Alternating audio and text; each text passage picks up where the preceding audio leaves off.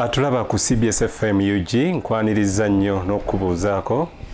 n'okwebaza emirimu gyonna gy'okoze olwaleero ne gy'okola bulijjo. Nze Kamulegeya Kireewo Kiwanuka mu mboozi eno ey'enjawulo olwaleero. Okimanyi bulungi nti Uganda ye yakulembeddemu okutuuza olutuula olw'amawanga ffe ge tuyita nampawengwa, omukago ogumanyiddwa nga non-aligned movement. Twagala kutegeera bulungi non-aligned movement kyeki era bwe tunaviira wano onoba otegedde ensonga eyo. Ndi ne Dr Sam Kazibwe kamusaba kubuuzeeko ate tweyongereyo. Atulaba ku mukutu guno nkulamusiza ate era nenkwaniriza ku programu eno. Dr, Munnayuganda ali eyatulaba n'omuntu omulala ali ebweru wa Uganda awulira olulimi luno aze alaba ekigambo kino non-aligned movement mu mbeera ey'amangu ayinza kukitegeera atya kubanga bangi tebakitegedde n'okutuusa kati? Kakati ekigambo non-aligned oba ekisinde ekya non-aligned kiva mu ndowooza y'abakulembeze abaaliwo mu myaka gy'ataano mu mawanga agakyakula. Abaatyo okukozesebwa mu byobufuzi ku njuyi bbiri, oluuyi olwali lukulembe lwa America n'oluuyi olwali lukulembe lwa Soviet Union. Era ekigambo non-alignment mu byobufuzi ebiri ku ddaala ly'ensi yonna kisooka kukozesebwa mu mwaka gwa 1950. Waliwo abakulembeze babiri, Tito ne Nehru okuva e Buyindi be bakozesa ebigambo ebyo mu UN General Assembly nga boogera ku lutalo olw'e Korea. Olutalo lw'e Korea lwali wakati wa 1953. Yeah. Era tukimanyi nti Korea yali ensi emu mu kiseera ekyo yali eri mu kulwana ne muvaamu ensi gye tuyita North Korea ne South Korea. North Korea ng'ewagirwa bakkiriza mu nkola y'obwannaakalyaakaani, South Korea ng'eri mu basitakange. Kati amawanga gaali gakafuna obwetwaze Buyindi n'amalala nga galina obweraliikirivu kuba gasindiikirizibwa okubaako ne we gadda. Kati Tito ne Nehru kwe gamba ffe tetulina we tugwa, tulina mpawengwa, tuli bannampawengwa mu bintu eby'ekika ekyo. Kati bwe bakomawo olutalo luno ne lugwa mu 1953 bongera okwogera ne bannaabwe ku ssemazenga wa Afirika ne mu bitundu ebirala. Mu 1955 olukuŋŋaana ne lutuula olwavaayo n'ennyingo enkulu oluvannyuma ezaafuuka empagi eza non-aligned movement. Kati empagi ezo eza 1955 mu 61 ze zeesigamwako okutongoza kye bayita non-aligned movement. Mu bufunze ekirowoozo kino kyava mabega butereevu ne kijja kisimbwa mu 61 era ne basimbulirawo ne kitongozebwa mu 61 naye ng'ekirowoozo kyali kimaze emyaka egiwera 10 nga kitambula. Ejjukira nga kiriko n'abakisekeeterera kubanga amawanga mu buvanjuba bwa Bulaaya bakitunuuliranga yadde beeyita bannampawengwa nga balowooza nti ekyo bakikozesa bukozesa kutimba bbula naye nga baagala kuwagira Soviet Union. Kati abo ne bakiwakanya mu mpola mpola. America mu ntandikwa teyakiinaako nnyo mutawaana kubanga omulamu omulala ogwalimu kuyamba mawanga ku ssemazenga wa Africa kwenunula gave mu bufuzi bw'amatwale. Kati ekya America tekikinaako nnyo mutawaana kubanga mu kimpowooza era yina amawanga ge yawagiranga okwenunula. Naye ate nayo ku nkomerero ng'erina obweraliikirivu nti ekyo ekyokulwana amawanga ga Africa okwenunula tetukinaako buzibu. Naye ate singa bafundikira bawagidde Soviet Union awo tulina obuzibu. Era America amaaso gaayo yagateeka ku lutimbe ng'erindirira erabe mu 61 bwe baba batongoza ebigambo ki ebigenda okwogerwa. Bye beesigamako. Ebigambo ebyayogerwa nga biraga nti siba Soviet era siba sitakange kakati ne batambulirawo naye obuzibu bwe basanga okuva ku ntandikwa buli nti non-aligned movement yayagala okwewala okutondawo ekintu ekifaanagana ne United Nations yayagala okwewala ekintu ekifaanaganako n'omukago gwa Bulaaya European Union yali tennabaawo naye maama waayo yali amaze okutondebwawo omukago gw'ebyenfuna oluvannyuma oguvaamu European Union kakati nga tebaagala kutondawo ekintu kifaanaganako bwe kityo tebaagala kintu kitwala bwetengereze bwansi ndala kye bayita sovereignty kyamawanga gasobola okukolagana nga gasseruganda naye nga kino kye bataddewo ate tekibawa biragiro kiba kyola nti towulira non-aligned movement nti egobye memba tolula nti nga bwobiraba nti erina ekiragiro ekikakali kyeyitaddewo erowooza nti endowooza yaabwe yali nti tugenda kukwatagana abantu ng'ebirowoozo bikwatagana fenna nga tuli muntu omu naye nga teri ayingirira nsi ndala era omuwandiisi omu bwe yali akolokota non-aligned movement yagiyita a bouquet of ideas ampuliriza ku lunaku lwa Valentine abaagalwa batera okuwa abaagalwa bwabwe ebimuli ebyo bayita buke kibaamu kafankunaaliwo ebimuli kati oli omuwandiisi bwe yali akolokota non-aligned movement yagiyitanga ekimuli ekyo kyolaba kyebagaba ku Valentine kirimu ebimuli biyitirivu kakati ng'abuuza bigenda kutuukirizibwa bitya mu lulimi ndowooza olw'omuvubi ke bayita akabeero kuganga kalinga kabeero kuba kati ngenda kuwa ekyokulabirako nti nkaaga mugumu non-aligned movement yakakasibwa nti ffe tugenda kubeera bannampawengwa naye omwaka ogwaddako nkaagamu ebiri China nerwana ne Buyindi mu lutalo olwo Jawaharlal Nehru mukulembeze wa Buyindi omu ku bataata ba non-aligned movement gwenjogeddeko mu ataano ng'ayogera ebigambo ebyo mu UN yaddukira wa America omusovieti addukira wa America songa ekya non-aligned kibadde kigaffe tubeera wakati tetulinaako kubaako kati alwanye ne China agenda yono yajja okuntaasa nga wayise emyaka 10 muwala we Indira Gandhi ng'afuga Buyindi ate ye n'asala n'agenda ku Soviet Union ngolo alinga yerabidde nti kali akabeero kaabwe tekabaganya kubaako gye bakola ki mu bufunzo ezo nti akabeero kaali kabaganya kubanga bayingira ekintu nga buli omu ayina ekigendererwa ekyenjawulo ate ne bazimba non-aligned nga tesiba muntu yenna mikono so toba na mateeka g'omenye toba nateeka pandiike nti lino lyomenye era mu G7 Anwar al-Sadat ye Misiri eyasikira Gamal Abdel Nasser naye ate asala okuva ku Basovieti okudda ku America ne ku byonna tewaali kirungi eri non-aligned movement kuba nekya Soviet Union nakyo kyali kikyamu bwakivaako ate nekyaddako nakyo kyali kikyamu kakati non-aligned netambulira mu mbeera era naye nga baba bagisekeeterera ekyo kibakolera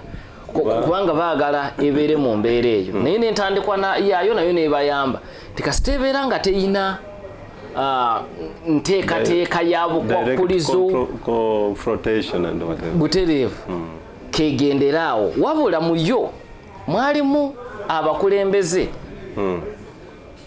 abasukkuluma ku bannaabwe ne baagala ogikozesa okulwanyisa Amerika ne banywanyi baayo era bangi engenda yaabwe yali nzibu Kwame Nkrumah tujjukira engenda gye yagendamu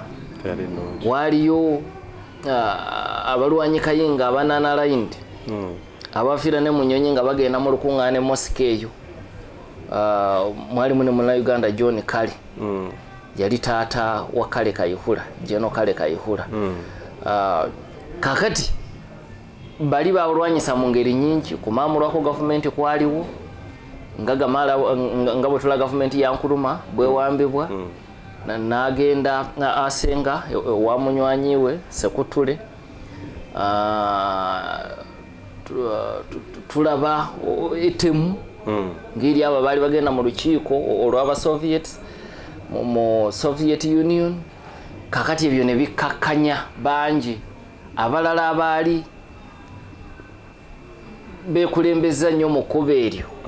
nga Banyerere ne basalawo okutta ku bigere kubeera mu mbeera ze ezimu n'Obote we bamuwambira mu 7 bw'agenda e Singapore mu Commonwealth yayogera ebigambo bingi nnyo ebibiibiita enkola ya Soviet Union. Kakati era yali Ssaabaminisita wa Bungereza ng'ayogera ne banena nti abamu ku mwana aboogera ebigambo Singapore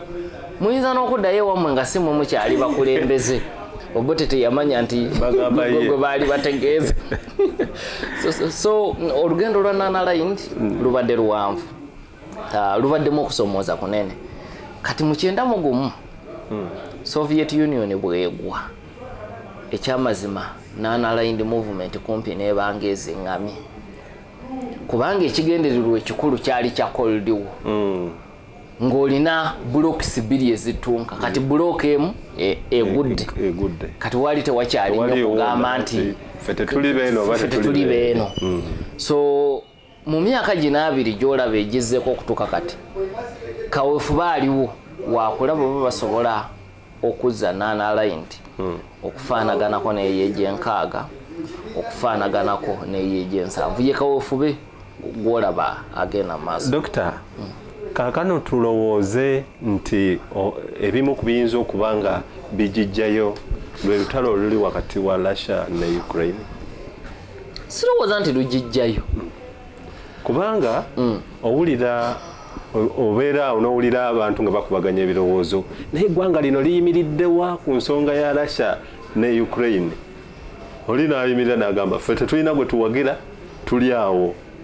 Kyekimu kye tuyinza okulowoozesa nti Nana Line movement awo bwete wetambula. Kakati okusomooza kwa Nana Line movement okulabira mu kulonda okubaddewo omwaka oguwedde naguli mu UN General Assembly ku nsonga y'olutalo lwa Russia ne Ukraine. Amanga agasinga obungi nga gamembamu galonze n'oludda lw'Amerika okuvumirira Russia mu lutalo lwayo mu Ukraine. Era okutwaliza awamu bamemba ba Nana Line movement abasinga obungi. Of course Uganda n'amawanga amalala gasalawo okusigala wakati era nga position entuufu ya Nana Line naye agasinga obungi gasalawo okutwala position ekikontana n'omulama gwa Nana Line. So ekyo kitegeeza ki nti buli lwotekenga position enkambwe kati ekimu ku bali abazungu kye bakozesa mu neo-colonialism tujja kusalako obuyambe tujja kugootanya wano na wali tujja kusako natti ya kino nakyo kati ekirwaki olaba nti amawanga meegendereza era wano munaamu eri wano basobola okubiwagira olw'ekinyumu naye bakimanyi ku nkomerero ya byonna nti ne bwe mubiwagira tewali gwe bigenda kakatako kugoberera. Tewali gwe bigenda kakatako kugoberera era ng'oyagala okulaba ekyo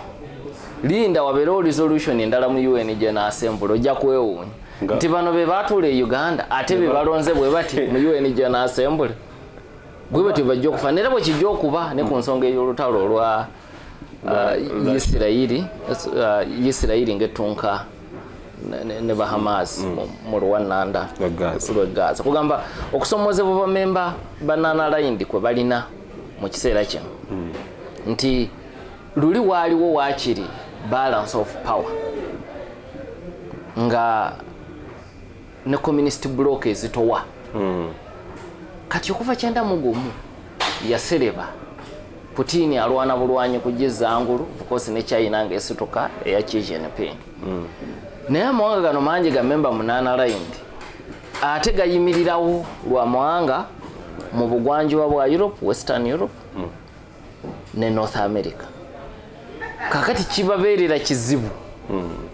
okola ebintu bali bye bataagala kubanga bijja kubakosa.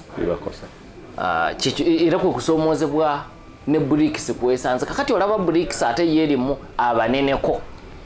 naye esanga okusomoozebwa. Kakati ate Nana Line movement yigisaasire busaasizi. Ekituufu bw'otunuulira amawanga agali mu Nana Line movement abasinga gakula bukuzi gakula butere kubera gwe gwali omulamu balina bye beeguya bingi bwagamba nti ayimiridde wano oba wali akosebwa erudda n'erudda n'asalawo abeere wakati awo kakati dokita ebiteeso abantu bano bye bateesaako oba ze tusobola okuyita resolutions nga tezirina tteeka ligamba nti nno kino oba kino ziteekebwa zitya mu nkola kakati ebimu ku byo bisobola okutwalibwa mu kibiina ky'amawanga amagatte era ne byongera okubaganyizibwako ebirowoozo naye jjukira nti bw'otuuka mu United Nations erina abagikulembera kati bino byonna bye mukkaanyizaako eri waliyo abalamula international system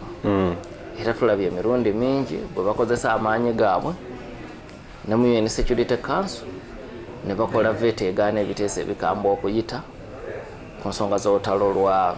Israel ne Palestine naye ekisinga obukulu ekisuubira okuva mu naamu ono nti ebirowoozo bwe bivaayo byongera okukyusa ku kye bayita public opinion kati public opinion eyo egulwa abantu mawanga ago ku lukalu lwa Bulaaya ne ku ssemazingo wa North America kakati kitegeeza nti bali bwe baba bawagira Isirayiri obukambu bwabwe kiba kibakakatako olw'embeera eno empya ezzeewo okukendeezaamu kakati ebiteeso bino bya non-aligned bitwale nga bw'olaba South Africa bwe yatutta omusango mu International Court of Justice ng'ewabira Isirayiri kooti eyo ne bw'enaafulumya ekiragiro nti Isirayiri lekeraawo okukuba Gaza n'abalamuzi bakimanyi nti Isirayiri tejja kukigoberera nekibaako obubaka bwe kisindise eri amawanga amalala kakati nabana abakulu abali mu naamu ekyo byemu ku bigendererwa byabwe tubeeko obubaka bwe tusindika obwawamu obusobola okukyusa public opinion tekyuka mulundi gumu bantu bajja beefumiitiriza ku university nga tusomesa kye bayita behavior change enkyukakyuka mu neeyisa y'abantu obanga okola campaign yonna ey'okukyusa mu neeyisa bw'abaawo enkyukakyuka ewezeza ebitundu 16 ku buli 100 tugiyita success 16 ku buli 100 omuyizi aba agisi mu kye bayita wasigaddeyo 84 so kakati ye spirit mulina okutunuulira ebiteeso bya non-aligned ng'eyogera ku lutalo luno olw'Egaza. Kakano dokita mu mawanga gano era agali mu nnaamu bwe nabadde nsomako nalabyemu omukulembeze yali ow'amaanyi nnyo Fidel Castro nga mulaba yalimu naye ate ngendo bwe ntunuulira nnyo history we n'ennaamu nga bw'azzaatambula olaba era nga naye kyenkana musajja wattu yali talina nnyo kyamaanyi kyagamba kubanga twandirowoozezza nti abasajja abo ab'amaanyi wakiri eddoboozi lyabwe lyandibadde liwulirwa naye tulowooze nti olw'okuba tebalina tukiyite tutya tebalina bukulembeze bumanyiddwa nga bwe tulaba obwa UN obwa European Union ekiyinza okuba nga kyekyazikiza ennyo Fidel Castro ono kubanga mu bintu ebirala omuwulira nga w'amaanyi ate bw'ajja eno mu nnaamu talina nnyo wayogererwako nnyo lwaki olowooza? No, mu nnaamu talina nnyo wayogererwako kuba nnaamu eyina be bayita ba founding fathers si y'omu ku bo kubuulidde ekirowoozo kitandikira ku ani? No mu Tito Nehru kati awo osobola okugattako Gamal Abdel Nasser egyo mitwe mikulu mu kye bayita be bannakazadde kakati ye Fidel Castro akyegattako kubanga ebirowoozo bya nnaamu bifaanagana n'ebirowoozo bye ebimuleetera okusula gavumenti ya Fulgencio Batista era ebigendererwa bya nnaamu teyina mutawaana bwe mubituukiriza nga mukozesa platforms endala era ekyo Fidel Castro teyasuulako mukono yasigala awagira liberation movement kubanga nkugaa nti ekimu ku bigendera bya NAM kwali kuyambako amawanga amalala gatanenunula okwenunula nga NAM weeri Fidel Castro yadde nga takolera wansi wa NAM naye yali mu ntalo ez'okununula Angola mu ntalo eze Mozambique mu lutalo olw'abamandera South Africa era obumu ku bujulizi obulumiriza Nelson Mandela mu Livonia trial 1964 mulimu okukyala kwokwe Cuba, Ethiopia, China. Era bw'osoma ebiwandiiko Fidel Castro yalabula Nelson Mandela nti olutalo lwomwe terusobola kufaanagana lw'e Cuba kubanga embeera y'ensi yanjawulo terrain yanjawulo era yamusekerera nnyo Mandela bwamugamba naffe twagala kukola kino lwekinaga nti ekirowoozo kituufu naye enkola tesobola kuba yeemu kubanga enkula y'ensi yammwe yanjawulo n'olwekyo ekyammwe kirina kufaanana bwe kiti so oyo Fidel Castro era mu meenunula wano ku ssemazinga wa Africa toyina bw'ojjamu linnya lya Fidel Castro n'olwekyo si ng'akolera mu NAM naye ng'akola ebintu n'endowooza eza NAM era bw'otunana na line movement engeri gyekola kuba ffenna kati tukimanyi nti teyina kitebe teyina secretariat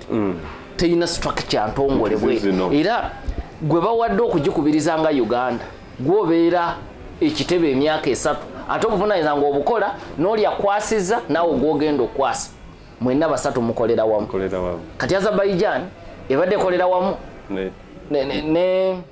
Uganda gwegenda okwasa ne Venezuela yajuwa so kakati bwetyo bwetambula naye mu nkola yaayo obuvunaanyizibwa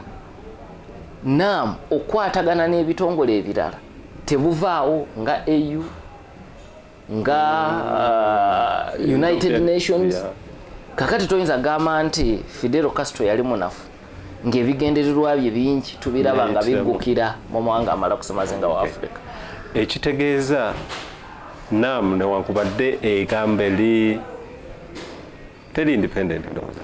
naye bw'eba ekolagana butereevu n'emikago giri ogwa European Union n'ogwa United Nations resolutions zino ze bakola ne zifulumira eri ate eri zisobola okubaako we zibinding butereevu singa ziyitira mu organis ziri endala mu bitongole biri ebirala kati awo zisobola okuluma naye n'ebitongole ebyo kitegeere nti weebyanjula nga mu UN General Assembly naye resolution zaayo zibeera symbolic so ekisinga obukulu mu kino kya public opinion kubanga yo sigamba nti namwe ebeera n'amagye tibwe tugamba nti twagala kukola kino ono bwagaana tulumbe nga nato bwerumba eyo si enkola ya non-aligned movement era abantu abamu abakubye NAM obuswani bagibukubye kubanga tebamanyi kiki kyagitandisaawo nangeri ki gyeyina okutambula alright atulaba ku CBS FM UG manyi bulungi nti emboozi eno okuva we yatandise n'eno gye tuli wakiri kati olina kyotegedde ku NAM nkakasa ng'ojja bitegeera bulungi ate bw'onoobeereyo ng'onyumya n'abalala obeere ng'onyumya by'otegeera kakano dokita nga tumaliriza omukisa guno gwe tufunye NAM okujja e Uganda waliwo ebintu bingi ebikyuse bannayuganda bajoogerako ebintu eby'enjawulo abamu nga bw'omanyi bwe tukyaza abagenyi wabaawo ebikyuka ti amateeka oluusi ag'enguudo eg'entambula ebyokwerinda ne biba nga biringa ebinyigirizaamu abantu birungi ki byolaba NAM byagenda okutulekera wanaggwera ndowooza nti ekisooka okubeera ne delegations za mwanga 12 nga gazze mu nsi nga Uganda bw'obeera n'abasuubuzi nga bateekeddwa bulungi ogwo mukisa dokita twandalayininga okuteekebwa kati engeri gye siri mu gavumenti simanyi oba bateekebwa naye babateekeddwa bulungi basobola okunoonya bakwatagana n'abantu okuggulawo obutale mu mawanga amalala abantu abali mu bizinesi ng'ey'ebyobulambuzi kubanga tuyina bingi nnyo wano byotasobola kusanga mu mawanga malala naddala mu kye bayita flora and fauna ebisolo eby'omunsiko ebinyonyi ebirime ebyo n'ebintu ebiri ku ttale n'embeera y'ensi kakati tiimu nga bw'ozirabye irabamu abazze obalabyeko nga balambula na wano ku Bulange nga nebazze munnange bagenze ku Twekobe bali Kasubi kati n'ebifo ebirala so ensi esobola okufunamu kubanga azze n'alambula bwakuba ekifaananyi n'ategeeza abewaabwe nti kino kye nambudde kisobola okugulirawo ensi emikisa okufunamu abantu abalala bangi so gyegimu ku miganyulo gy'osobola okujja mu lukuŋŋaana nga luno ekirala omukisa ogw'abantu abayinza okwagala okusigamu n'ensimbi ekyo nakyo osobola okukifuna nti ensi bweba yeeteeseteese bulungi si kya bulijjo okusanga delegation z'abantu mawanga 12 nga bali mu nsi yo mu kiseera kyekimu ekyo si kya bulijjo so bweba weetegese bulungi emiganyulo gisobola okubeera emiyitirivu okumukusoomoozebwa nti okwetegeka ebintu ebimu biringa ebyatuguddeko obugwi wali ekajjansi bayogedde ku flyover ne bajja kuba ne mawulire naye nga teyaggwa eyina okukozesebwa egwa lubowazana teriiwo naye ne mawulire bagitaddemu nti yeyina okukozesebwa nga ye ruutu abavaawo entebe gye balina okukozesa so kati bimu ku bisoomoozebwa naye nga emiganyulo egisobola okuva muno n'olwaleero ndowooza nti miyitirivu mu lukuŋŋaana luno ng'olwanaamu nga tozze na ku resolutions ziri nga tofudde ne bwoba tofudde ku resolutions ezaawamu ku biteeso ebigenda okuyisibwa ensi yo okubanga ekyaza delegations ezikulembera oba president 12 bintu bingi nnyo ensi byesobola okuganywa. Dokita, tweyanzizza nnyo tweyanzeege